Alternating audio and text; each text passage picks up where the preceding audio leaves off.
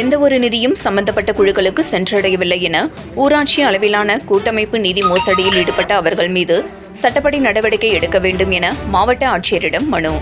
விழுப்புரம் அருகே திருவெண்ணைநல்லூர் தாலுகா காந்தலவாடியைச் சேர்ந்த பொதுமக்கள் நேற்று மாவட்ட கலெக்டர் அலுவலகத்திற்கு திரண்டு வந்து அங்குள்ள அலுவலக நுழைவாயிலை முற்றுகையிட்டு போராட்டம் செய்தனர். அப்போது அவர்கள் நிதி மோசடியில் செயலாளர் ராஜேஸ்வரி, ஜிஎஸ்டி, வீரகாந்தி மற்றும் வட்டார ஒருங்கிணைப்பாளர்கள் பூங்குழலி மற்றும் சுகந்தி ஆகியோர் ஈடுபட்ட ஊராட்சி அளவிலான கூட்டமைப்பினர் மீது நடவடிக்கை எடுக்க கோரி கோஷம் எழுப்பினர். உடனே அங்கு பாதுகாப்பு பணியில் ஈடுபட்டிருந்த போலீசார் விரைந்து சென்று போராட்டத்தில் ஈடுபட்ட பொதுமக்களிடம் சமரச பேச்சுவார்த்தை நடத்தினர். பின்னர் அவர்களில் குறிப்பிட்ட சிலரை அதிகாரிகளிடம் மனு கொடுக்க அனுப்பி வைத்தனர். அதன் பேரில் அவர்கள் கலெக்டர் அலுவலக அதிகாரிகளிடம் புகார் மனு கொடுத்தனர்.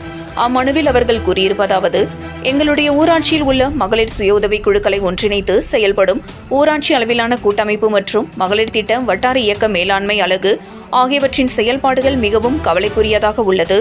எங்கள் ஊராட்சியில் இதுவரை அரசு மூலம் ஒதுக்கப்பட்ட நிதியில் முறைகேடுகள் நடந்துள்ளது.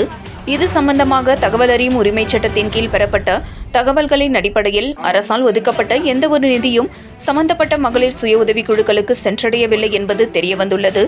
எனவே இந்த முறைகேட்டில் ஈடுபட்டவர்கள் மீது உரிய நடவடிக்கை எடுக்க வேண்டும் என பலமுறை ஊரக வளர்ச்சித்துறை அதிகாரிகளிடம் முறையிட்டும் எந்தவித நடவடிக்கையும் எடுக்கவில்லை.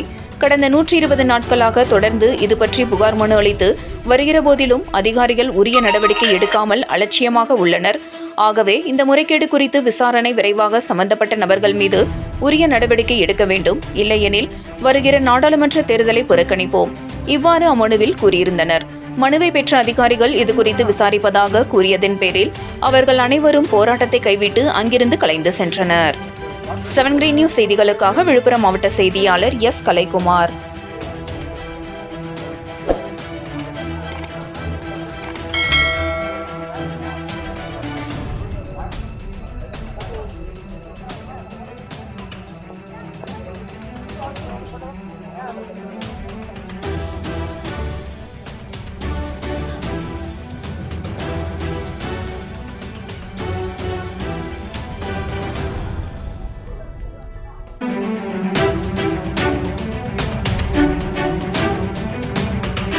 எடுப்போங்க.